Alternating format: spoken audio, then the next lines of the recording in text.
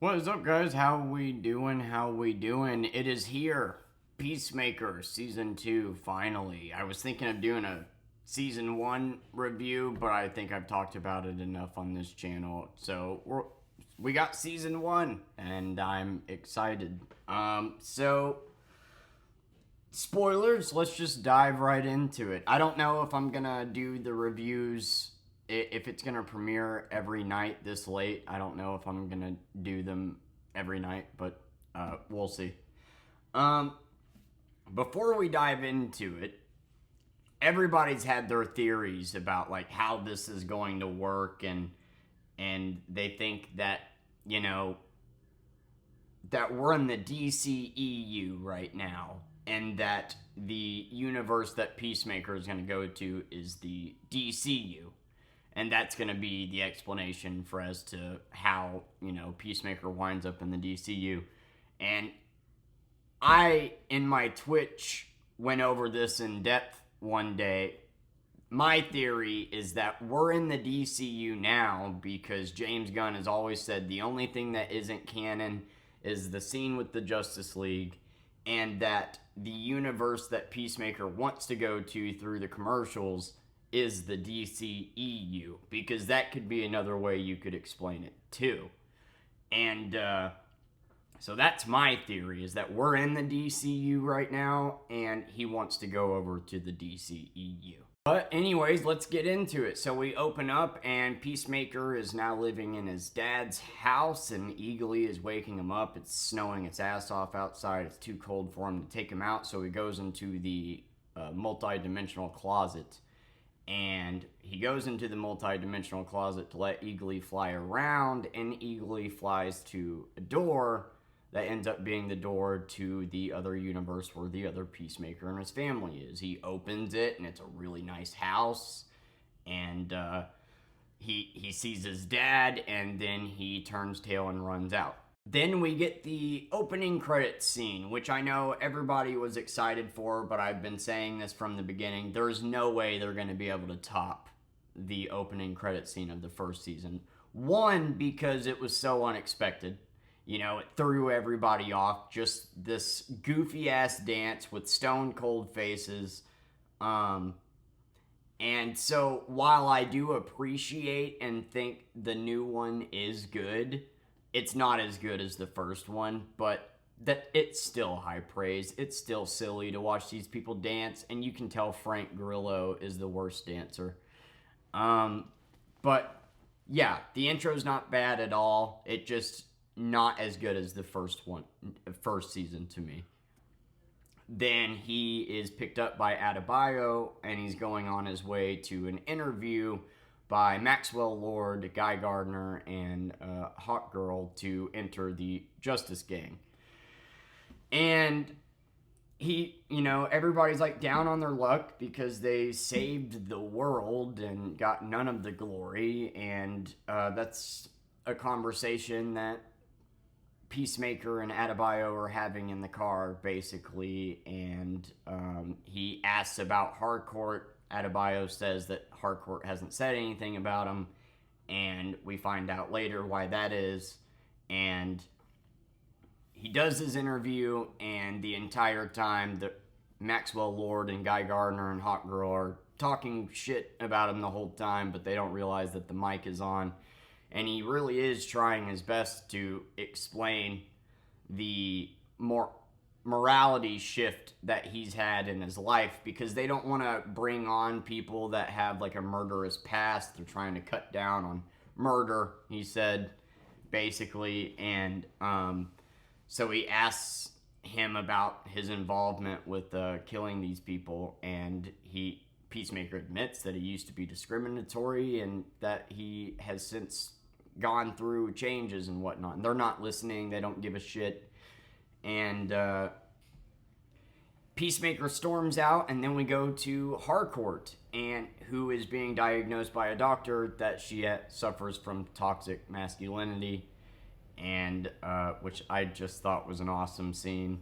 And she is lost, and she's getting blackballed by Amanda Waller and cannot get a job anywhere as an agent. And you just feel so bad for these characters because, you know, they kicked so much ass in season 1, saved the world, and now they're being blackballed because Amanda Waller had her feelings hurt and her shitty plan didn't, you know, because of what Adebayo did coming out and talking about Task Force X on the TV. And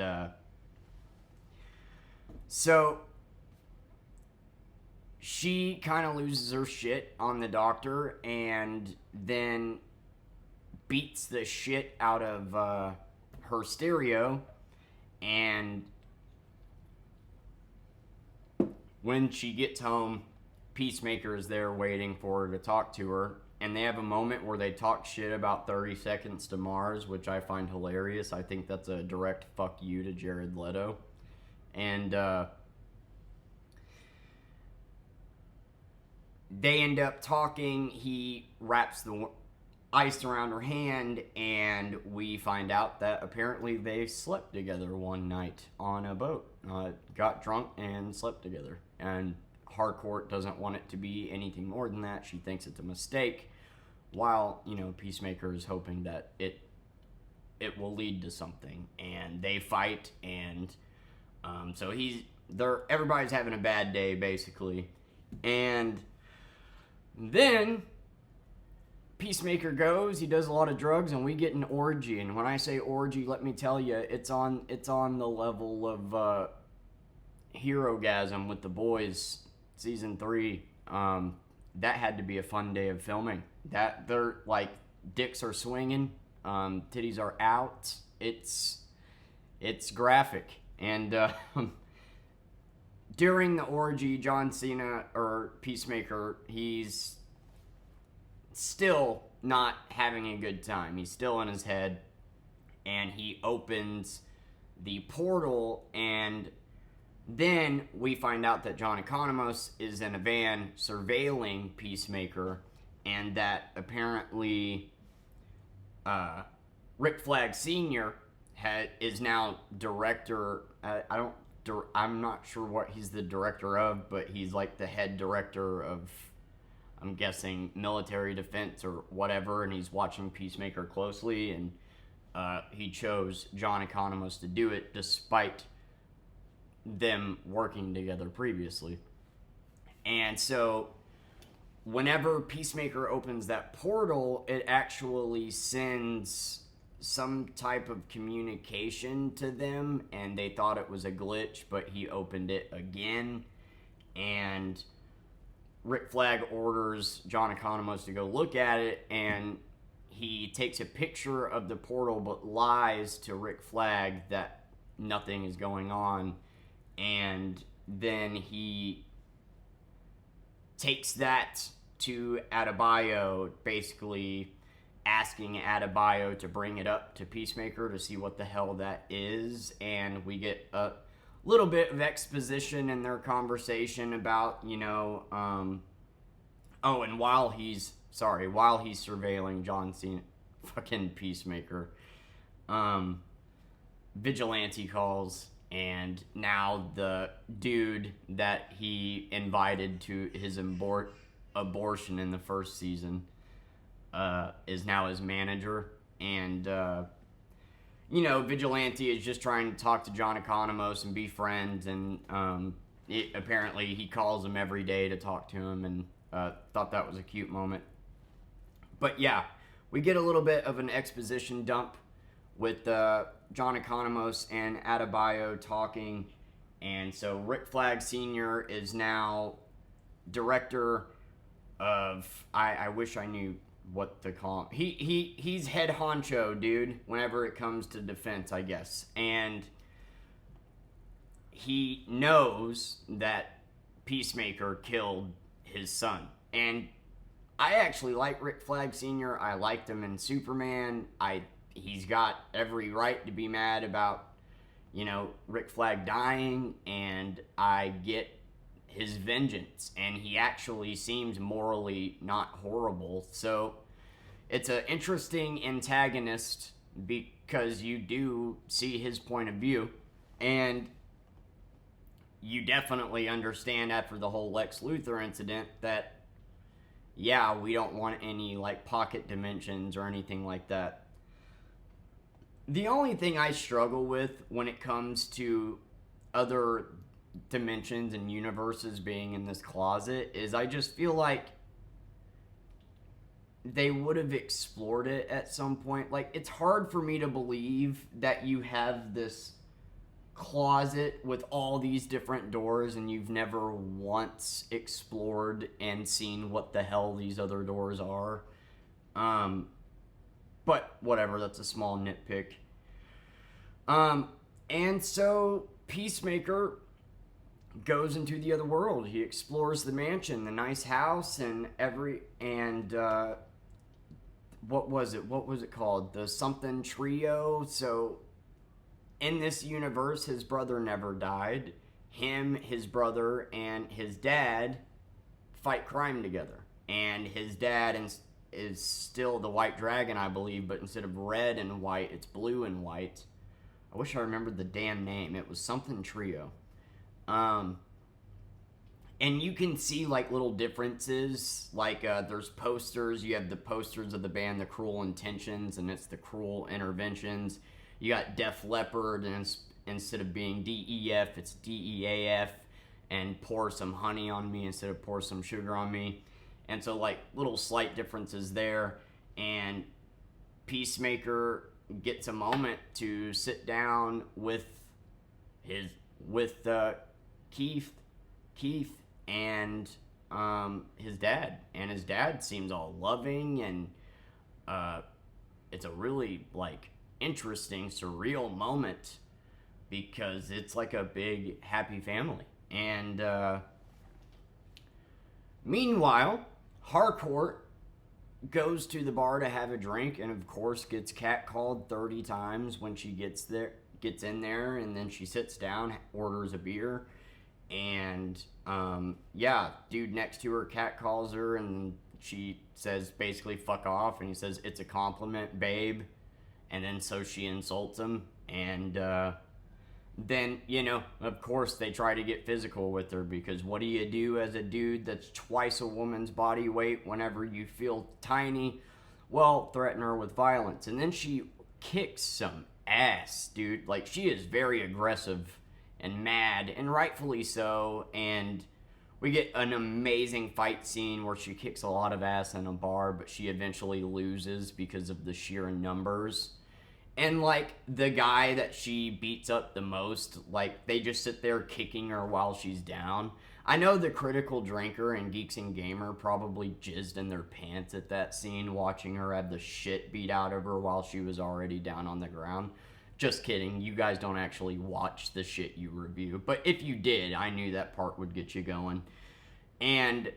But she gets thrown out of the bar, and then she has a little smirk on her face, like, she likes that because it's the only way she can feel something, And to her credit, even though she did end up losing the fight in the end, she did fuck up like 10 guys. So, like, and the whole fight started, she didn't throw hands first. They just whistled at her, which is rude. She was rude back. He doubled down. She was rude back. Then they went to put hands on her, so she defended herself. God forbid. But,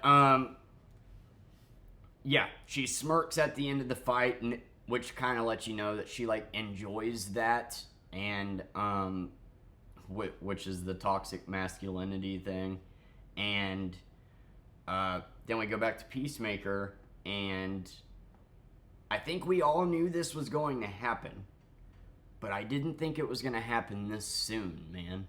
So, the Peacemaker of the other universe, I'm not going to officially call it the DCEU yet, because we don't know if that's what it is, but I think the good universe where Peacemaker's family is alive is the DCEU, and we're in the DCU. That's what I think. And so, but for now, I'm just going to call it the other universe. That Peacemaker shows up, and so our Peacemaker tries to run back out to the dimensional closet, and this Peacemaker in the other universe, holy shit, he's got some insane gadgets. He had magic stars, which are these stars that follow you and like start cutting in your body, and he's got like jetpacks, and he's just like a way better equipped version of Peacemaker. And he follows him into the dimensional closet, basically beats the shit out of our Peacemaker, and then last second, Peacemaker hits his jetpack and he goes up and gets impaled. And I think we all knew that he was going to kill that universe's Peacemaker, but I did not think that they were going to do it in the first fucking episode. So, yeah, he killed the other Peacemaker, and then that's the end of the episode. And then after the episode, there's a mid-credit scene where they just go off on 30 Seconds to Mars. I'm telling, it's just a fuck you to Jared Leto. I know it is. And 30 Seconds to Mars in general just is, you know. Rock is subjective, but meh. And then you have not an end credit scene, but a behind the scenes making of at the end of the episode, which is actually pretty dope to watch. And yeah, so pretty decent way to open up the season. We got a lot here. We got Rick Flag, who is the director of whatever, which means he's gonna have a lot of power. You're gonna have Peacemaker from the other universe and his family now mad at this Peacemaker. This is going to be a crazy season that I'm pretty excited for. There didn't seem like there were a lot of funny moments. It seemed more serious. And I'm okay with that. Like, of course I love the humor in the first one, but I'm okay with that if we get a more serious story. I definitely think this season is going to be about, like, look, he wants to go over to this universe where he's appreciated and respected and has a good relationship with his parents. But by the end of it, he's going to sacrifice that to be in this universe because that's where he belongs. More character growth. That's what I think is going to happen in this season. How is he going to defeat Rick Flag? I have no idea. But I think it was a decent opening. It's sad to see all the characters just at like the worst point in their lives after saving the fucking world. But, you know. But yeah, very interesting stuff. I'm excited. Thank you, James Gunn, for releasing Superman right before this, because I was worried about not knowing the tie-in. That's why it released so early on digital. And I think it's a strong start. Like I said, the intro song. Did I talk about the intro song?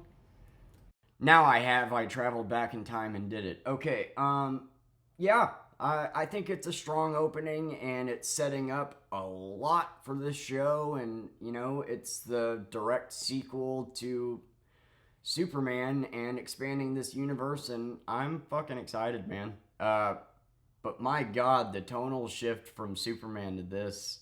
I do love that James Gunn said he wants everything to be tonally different. I know some people might have a problem with that, because then how do you blend all the characters, but I'm okay with it. And it looks like we're going to get a good season here. Oh! And he's dating Harcourt in the other universe. Other Peacemaker is dating Harcourt in that universe. They're definitely going to wind up together by the end of the season. Anyway, I love you guys. Thanks for watching. And yeah, I'll see you next Thursday.